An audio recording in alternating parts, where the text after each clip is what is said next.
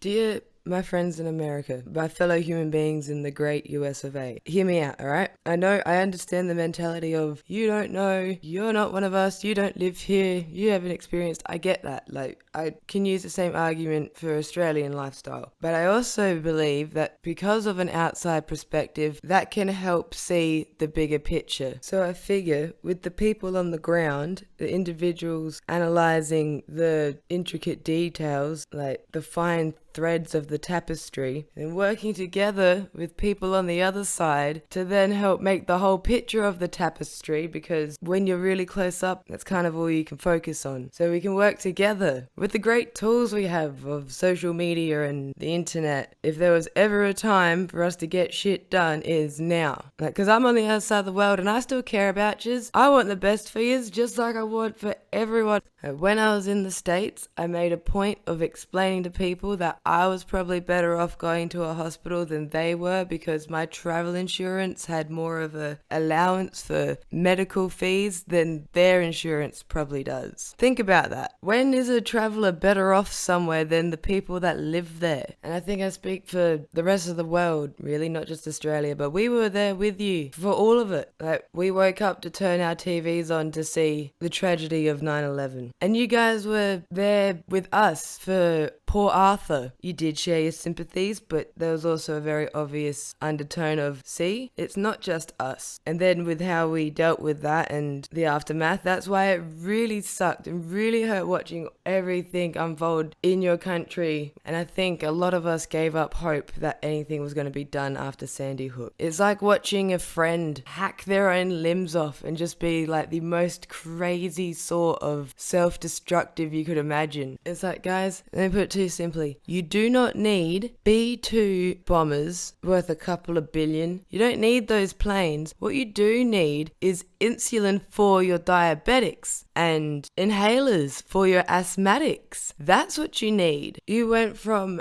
a Republican president just after a world war. Eisenhower gave a shout out to like TV, radio and newspaper media for giving him the ability to speak to his fellow man. And he warned you about the military industrial complex. That was a Republican president you all had. Fast forward to now, and you have a Republican president that dictates by tweet. I don't think he's ever even appreciated the power of social media. He just wields it as he sees fit. And that same person has got no problem saying on national TV that you're gonna sell your troops to Saudi Arabia. Where did the hijackers come from again? Do you see how ridiculous this all looks? I know you do, and I know it enrages you that you're paying for it. And on the topic of Trump and the outside perspective, I know it would be hard for you when that's like you're up close and personal, but really from back here, Trump versus Biden, Trump looks sharp as a tack. And this is an old guy that would just do rallies and talks about how many times his toilet flushes. So that says a lot. Biden and his corn pop don't stand a chance, son. But luckily that's not your case. That's not your problem at this exact moment of recording this. Let's hope, touch wood, because in a world where not all hope being lost, you fucking still have Bernie fucking Sanders. Let's compare the pair, shall we? Biden has it out for young people. You can see this with your bankruptcy bill, because you can never get rid of that student loan debt. That is an albatross around your neck forever. And he also doesn't like the elderly, because he's got no problem announcing he wants to take away your fucking social security. The audacity of making cuts in places that you all are paying into. People are paying into that can't even get anything out, and that's what they want to cut? Mate, just that simple fact there, not causing you all to look like France, is mind-blowing. The Iraq War,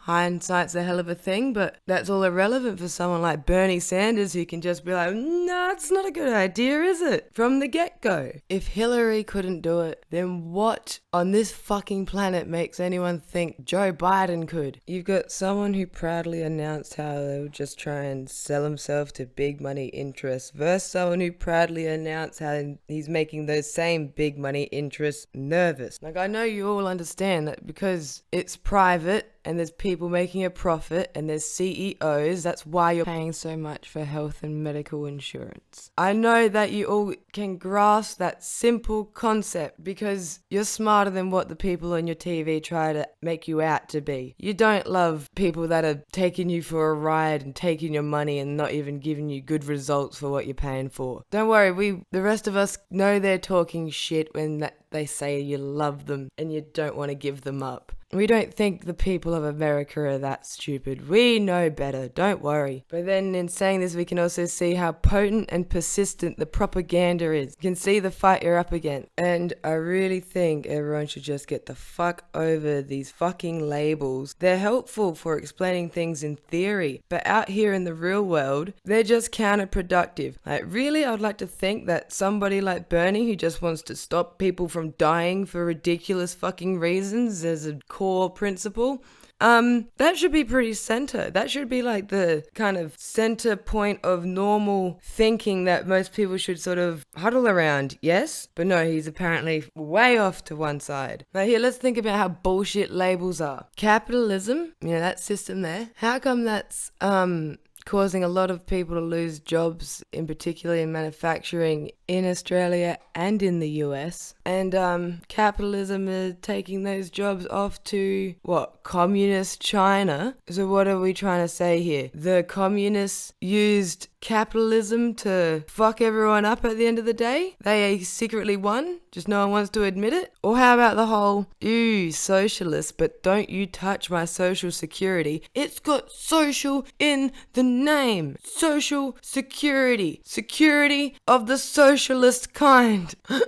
Come on, guys. It's like, you all look silly when you have the whole, we gotta have one versus the other, like we don't all already live in a combination of both. We just allow certain industries and fields to fall in the wrong hands. Like, for example, you probably shouldn't have private prisons or private army. Probably shouldn't privatize your healthcare. You see what I'm saying? But like, sure, your shirts and your phones and your shoes, we'll save that conversation for another day. But really, if you just think about it and look at it, if you'd argue against these things that are meant to look after people, even if you are from a good position, if you're well off, that's even worse. To argue against it, why do you want many other people in pain and suffering and doing it all needlessly? Why would you want that? Especially if it doesn't take or give anything to your existence, why would you wish that upon others? It's like, we need to wake up, people. Shit's moved along to a certain point where we can harness this to do a lot more. Like when there was just broadcasting and we had to listen to what a couple of people had to say, I can see why there's some stubborn mentalities around that are a bit hard to shake. But now we got podcasts where you can choose what you listen to, have a variety, listen to people that are from far and near. With social media, you don't just have to see what one person or a group of people want to show you. You can see what you want. You can look for what you are interested in. We can use our screens to actually check on each other, to see how things are going on an individual, personal basis, not just what a wealthy representation wants to portray as that group of people. We can find out for ourselves. Now it's so much easier to confirm that yes, indeed, we're all people. We all have wants and needs, and we can all have them met because there is more than enough for all of us. If we just stop a couple of people hoarding it, you can see it.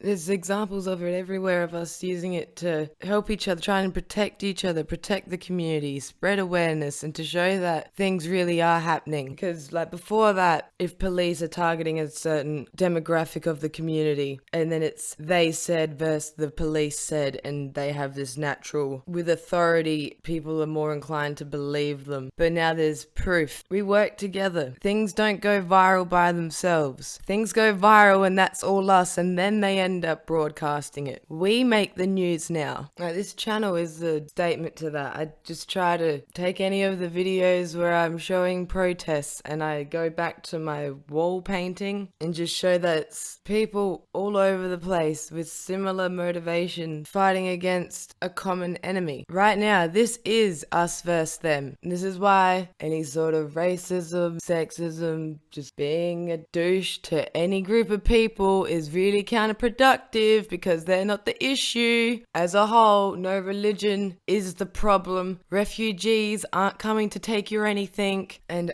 I, for one, am more concerned about the people that are concerned about which restroom they choose to go take a piss in. I am more concerned about the people that are concerned than the people taking said piss. My only concern is whether they wash their hands afterwards or not. Because I don't know if there really is anyone listening to this that needs to hear this, but yeah, trans rights are human rights. Black lives matter. And I get it, some people have a problem with that. And look, I understand there's like Nazis out there still, and just people that want to cling to some sort of ideology or identity, and I get it. It's sad, but you want to belong, and if that's what you can get in because they were prying on you, or you just have no other option, whatever it is, it's sad. I wish you wouldn't, but I just have this understanding that people have this desire to belong to something, and it just really sucks that hatred can be the force that brings those groups together at times. But I am also grateful that it seems like as a whole we're in a world where they are becoming smaller